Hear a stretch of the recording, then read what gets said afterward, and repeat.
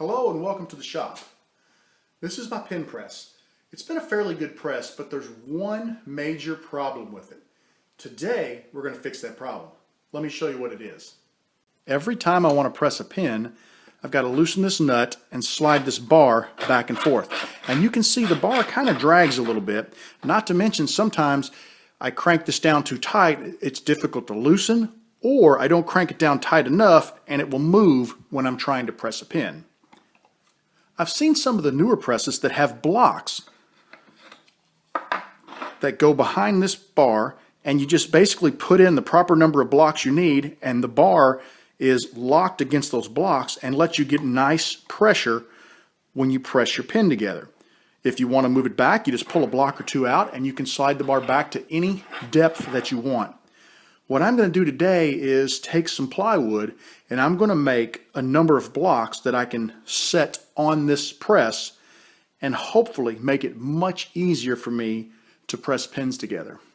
I have quite a bit of scrap plywood in my shop, and I thought what I would do is rip all of the pieces to the same width, and then I'll cut sections off that are the width of my press. I can cut a little section out of the center of each one of those sections so that they slide right over top of this bar. The biggest obstacle I'm going to face is the back of the ram, where I've got these two bolts and this little lip here where the back piece is bolted on. What I'm going to do is take a scrap piece of 2x4 and I'll go ahead and cut a little semicircle out of the bottom, and I'll notch both of the sides of it so that it sets right here on top of this little ledge, and that'll let me drop my pieces in front of it to get the proper dimension for my pen. With the drill gauge, I was able to measure the end of this bar, and I can see that it is exactly a 1/2 inch in diameter. I measured this rod, and the bottom of it is exactly 1/2 of an inch above this bracket. So if I take this board and measure up 3/4 of an inch and drill a hole, that should put me dead center of this bar. To recap, what I've done is taken a piece of scrap 2x4 and cut it to 2 inches high. That height is a little taller than the height of this back bracket, but that's not going to matter. The 2x4 is also a little wider than the width of my press, but once again, I'm not overly concerned about that. I measured up 3/4 of an inch and drilled a 1/2 inch hole, which should have perfectly centered this hole with this rod. What I need to do now is get this rod removed from the bracket, slide it through the hole in the 2x4, and reattach it through its bracket back here so that I can measure for these bolts, these 3 bolts, and then we'll chisel out the area so that this 2x4 can slide all the way back against this bracket.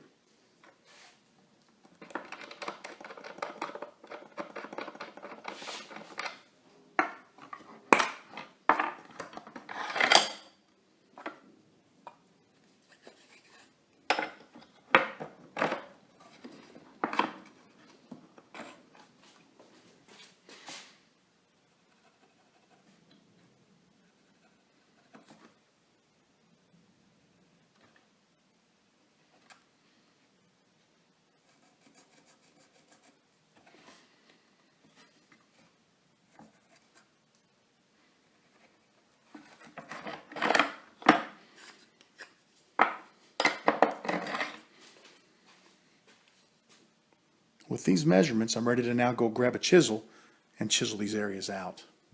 I went ahead and used a couple of Forstner bits to drill into this scrap piece of 2x4, and what I found is when I put it onto the press, it actually fits quite nicely, so I'm not going to have to do any additional work with the chisels. It's flat against the bottom, so it's going to work out great. The only problem that I have noticed is because I drilled an exact 1/2 inch hole in here, it's a little tight to slide the bar back and forth. So what I'm going to do is go back with another Forstner bit and I'm going to enlarge this hole to the next size up. I went back and enlarged the 1/2 inch hole in this 2x4 to 5/8 inch, and now you can see that the bar moves quite freely. I went ahead and cut 5 3/4 inch pieces of plywood. I think that's going to be perfect. It does leave a bit of a gap between the ram and the press block, but I don't know of a pen kit that has a piece that is quite that small, so I really don't see that being an issue. What I need to do now is take a measurement to the center of this bar so that I know where on these blocks to drill my 5/8 inch hole. The other issue I have, which is not a big deal, we'll be able to take care of it quite easily, is I've got the lip here for this back bracket. So on this back block, I need to go ahead and get a rabbet cut out so that it can sit comfortably along that block. I cut a little rabbet in the back of this block, and now it lines up perfectly with the 2x4.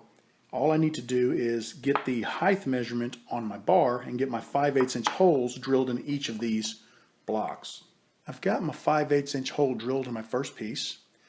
This one is going to go onto the press and butt up against the 2x4. You can see that I still have free motion with the rod. I'm going to go ahead and shoot a couple of screws in through this piece into the 2x4 to hold it in place, because I don't look for these back two pieces ever to be removed from the press.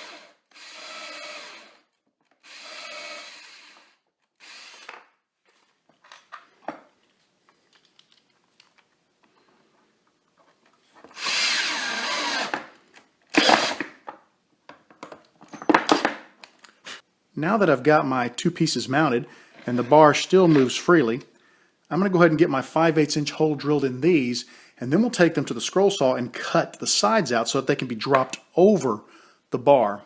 I've gone ahead and drilled a 5/8 inch hole in my remaining 4 blanks, and they fit perfectly on the press rod. So what I want to do now is I'm going to take them over to my bandsaw. You can see that I've drawn lines on each of the blanks. Earlier I said scroll saw, but I think the bandsaw will be much easier, and we're just going to cut this little section out on all 4 of the blanks. That will allow us to drop these blocks over top of the bar for easy addition and removal as we want to move the bar in and out to accommodate different pin kit sizes. With these sections cut out, you can see just how easily it's going to be for me to adjust my pin press and press any size kit. It takes seconds now to adjust it, and I'm not having to fumble with this knob back in the bag. I'm ready to test out the modification that I made to my pin press. I've got this beautiful blank sent to me by John Hendricks. It is Paduke and walnut, and it turned extremely well, and it just absolutely looks beautiful. Today I'll be pressing this into a chic line pin kit. Now, I've never put together a chic line before. I mean, it obviously is just like a slim line, but it's kind of nice because it's got a little bit more decoration on the center band and the cap. So it should be a really nice looking pin once it's assembled. But let's go ahead and give this a try.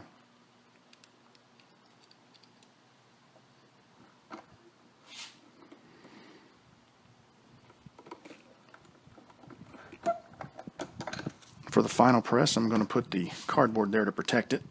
The next upgrade I'll be doing will be something to protect pins from this metal end.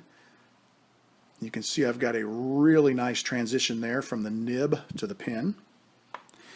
Now, normally I would do the cap next because it's about the same size or about the same distance, but let's go ahead and pop another one of these blocks out, and let's do the transmission next. One more.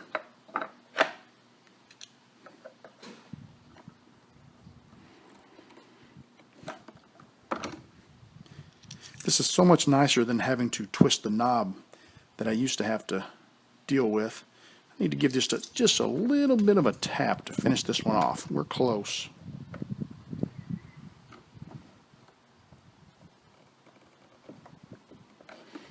That should do it. Perfect. Nice transmission, works very nice in this pin. And now to set this up for the cap, we'll just pop a couple blocks right back in there, I'm going to set that on there, and I think, ooh, this one doesn't turn. That's something I should be careful about. I'm going to grab a punch, and I'm going to knock this out of there.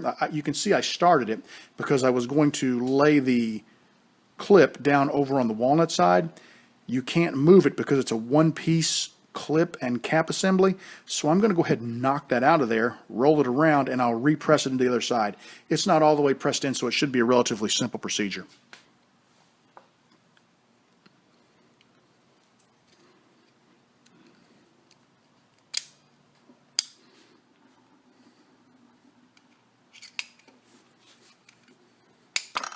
There we go. Quick little tap, it pops right out.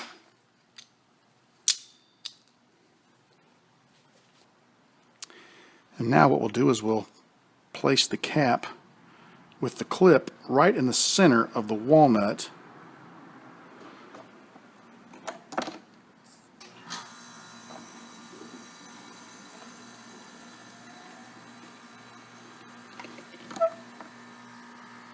Got a beautiful transition from the cap to the pin. We'll go ahead and install our clip. Make sure the pin is closed. Pins should always line up when closed. There we go. And that is an absolutely gorgeous pin. Any woodworker would love to have a pin like this because of the box joint. That's just absolutely gorgeous.